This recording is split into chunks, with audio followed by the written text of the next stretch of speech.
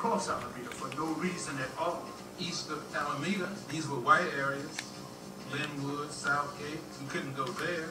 You had cops that didn't want you there. And blacks that deigned to cross the line were quickly put in place by police officers. There are barriers, invisible barriers, social barriers, and their job is to reinforce that barrier.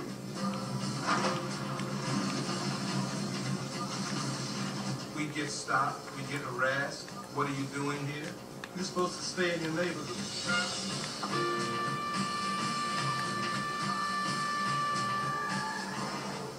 One time I was walking down the street on 77th and Central, and the man said, "Hey, you." I heard you, but I kept walking. He said, "Hey, you," and they ran on the curb, jumped out the car, and said, "Did you hear us calling you?"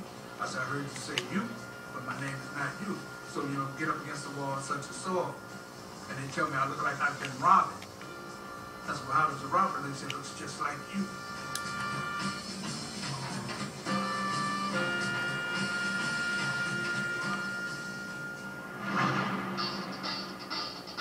So you feel this sense of alienation. You're culturally disoriented. You don't have a sense of identity in terms of who you really are.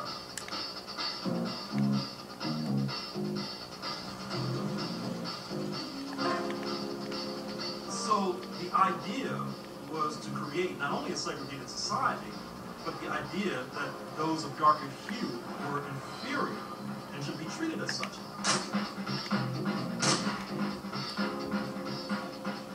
After a while, you begin to internalize this, and you develop a deep-seated self-hatred because you see yourself as having almost no value.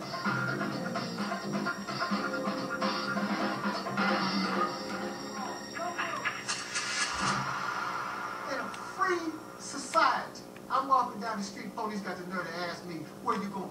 Where you coming?" Ain't none of your damn business where I'm going. It ain't none of your damn business where I came from. Fuck you talking about where you going? He gonna ask me, "What are you doing here?" You go anywhere and ask anybody else what they doing there?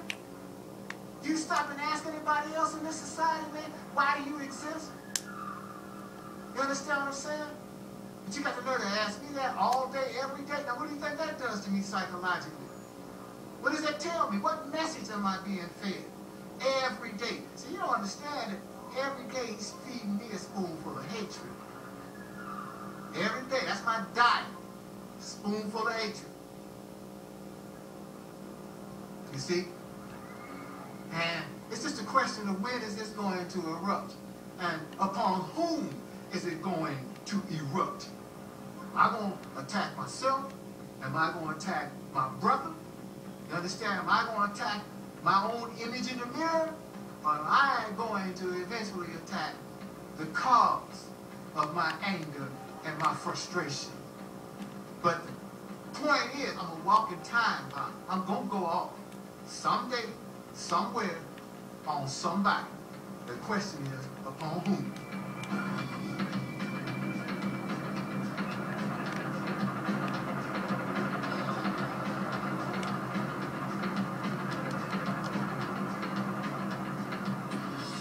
At 7 p.m. on August 11, 1965, in the corners of 116th and Avalon, 21-year-old Watts resident Marquette Fry was pulled over by the California Highway Patrol on suspicion of drunk driving. A routine traffic stop until police insisted on impounding Fry's car, despite being less than 2 blocks from his home. Fry's mother, Rena, who owned the car, joined the rapidly growing crowd, who along with Marquette grew increasingly belligerent over what they felt was the heavy-handed police response. LAPD reinforcements were called in, a scuffle broke out, and Fry, his mother Rena, and brother Ronald were all taken into custody. The squad cars rolled away, but the crowd continued to swell as word of the incident swept through the neighborhood. When I walked up on 115th and Avalon, Charles McQuarter from the D'Artagnans, I said, "Man, what happened?" He said, "They jumped on Marquette." We just got more and more upset. It was a cumulative thing. It was one racist traffic stop too many. By 8:15, over 1,000 Watts residents were surging up and down Avalon Boulevard.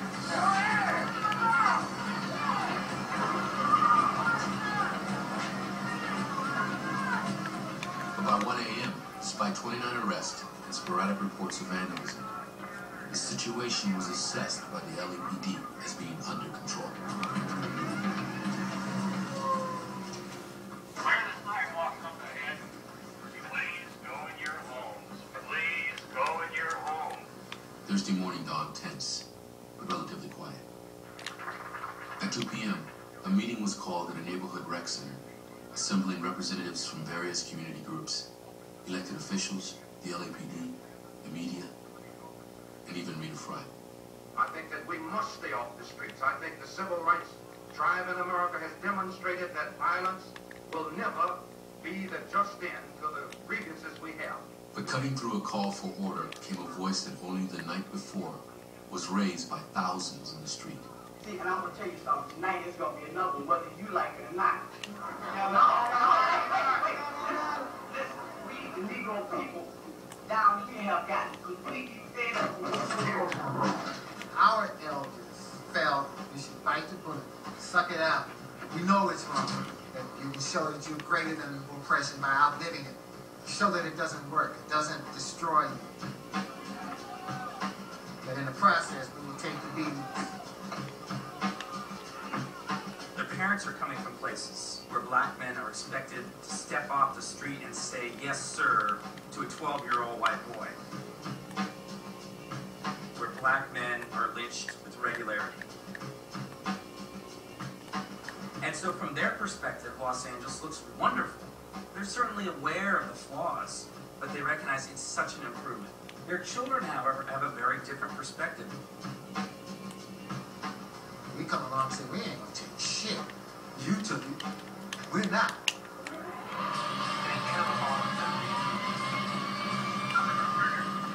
By that afternoon, crowds of African Americans again filled the streets.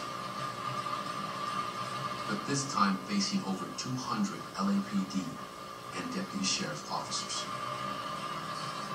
So here we are in a crowd at night on Imperial and Avalon, things in such disarray, and we're facing cops in the street. And they went to move the crowd back. See, so when the man moved on us, we moved toward him. And so you're looking at one another, and you're reading the eyes of people in the crowd. There's the body language that says, let's go on and do this. And then they fired some rounds in the crowd. All right, it's on now.